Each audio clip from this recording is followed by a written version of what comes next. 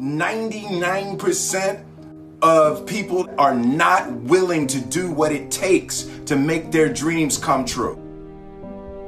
The Marines have a saying, everybody wants to go to heaven, but nobody wants to die. The center of bringing any dream into fruition is self-discipline. You know, something as simple as food and eating. It's not about your body as much as it is about your mind. It's getting command of your mind to be able to choose actions that are in your own best interest.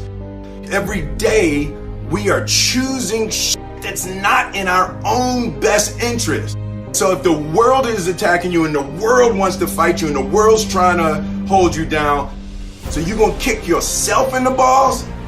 So you're gonna stop yourself from getting what you dream. And I think the word discipline has kind of gotten a bad name. We think about it in terms of punishment. I'm not talking about discipline in that way. I'm talking about discipline in the sense that you forego immediate pleasure for the exchange of long-term self-respect. I believe that self-discipline is the definition of self-love. That when you say that you love yourself, that means that you have behavior towards yourself that is loving. Self-discipline is the center of all material success. You cannot win the war against the world if you can't win the war against your own mind.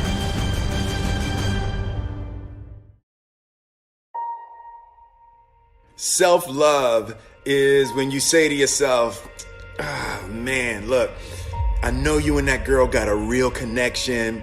I know y'all vibe, but that's your girl's cousin. So I love you too much to let you do that. It's like you say to yourself, hey man, look, I know you want to eat that pizza and it'll be really good, you know, but I can't let you eat that, man, because if you eat that pizza, you're going to feel like shit, you know, and I love you too much to let you eat that. Self-love is, hey, look, I know you got a test on Monday, you know, and I know you really want to go out with your friends. It's Saturday night, you want to go out, but if you fail that test, you're not going to feel good about yourself. You know, I love you too much to let you go out tonight. Self-discipline is self-love. If you want to be happy, you have to love yourself, which means you have to discipline your behavior. The road to sustained happiness is through disciplining your behavior. We tend to base our self-esteem on what other people think.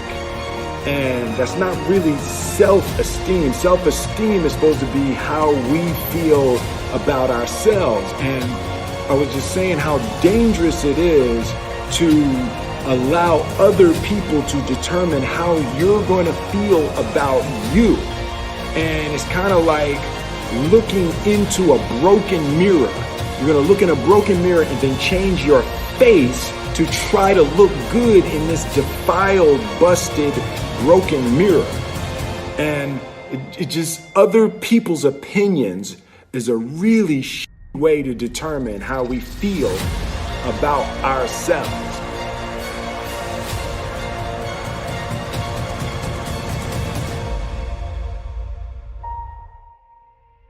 It don't matter whose fault it is that something is broken if it's your responsibility to fix it. For example, it's not somebody's fault if their father was an abusive alcoholic, but it's for damn sure their responsibility to figure out how they're going to deal with those traumas and try to make a life out of it. It's not your fault if your partner cheated and ruined your marriage, but it is for damn sure your responsibility to figure out how to take that pain and how to overcome that and build a happy life for yourself.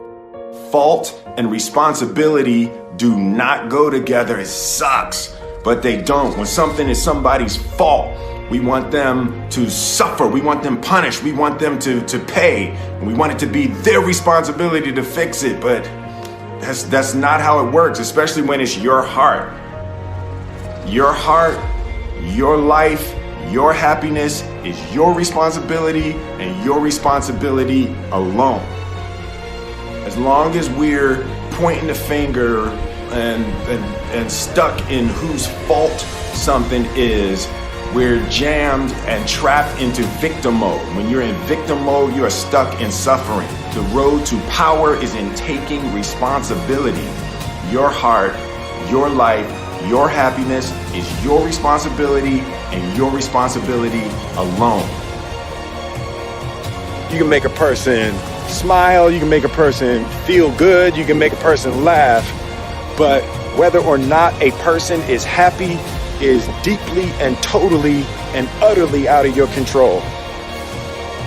The prerequisite for spending time with any person is that they nourish and inspire you. They feed your flame. Look at your last 5 text messages. Are those people feeding your flames or dousing your fire? Put your phone down for just a second and look around. Look to the people around you. Are those people throwing logs on your fire or are they pissing on it?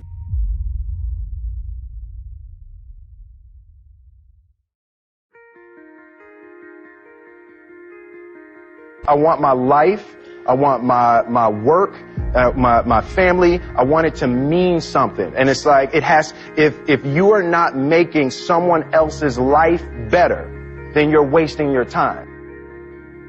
The separation of talent and skill is one of the greatest misunderstood concepts for people who are trying to excel, who have dreams, that want to do things. Talent you have naturally. Skill is only developed by hours and hours and hours of beating on your craft. You don't try to build a wall. You don't set out to build a wall. You don't say, I'm going to build the biggest, baddest, greatest wall that's ever been built. You don't start there. You say, I'm going to lay this brick as perfectly as a brick can be laid. There will not be one brick on the face of the earth that's going to be laid better than this brick that I'm going to lay in this next 10 minutes.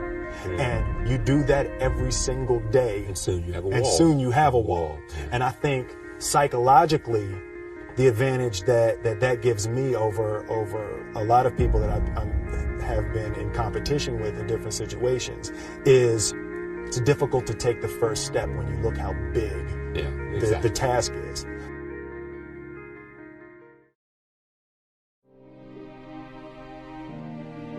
The definition of who I am is very clear to me, and it also redefines who I want to be, in that I know for a fact that I'm stronger than I thought I was.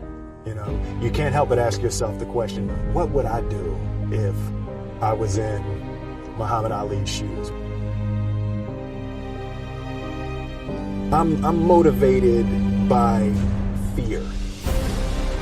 I hate being scared to do something.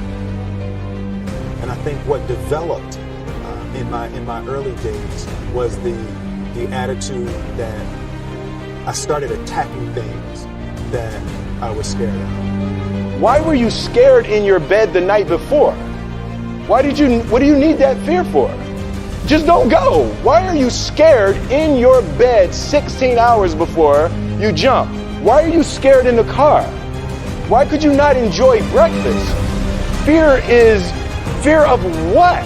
You're nowhere even near the airplane. Everything up to the stepping out, there's actually no reason to be scared. It only just ruins your day. You don't have to jump.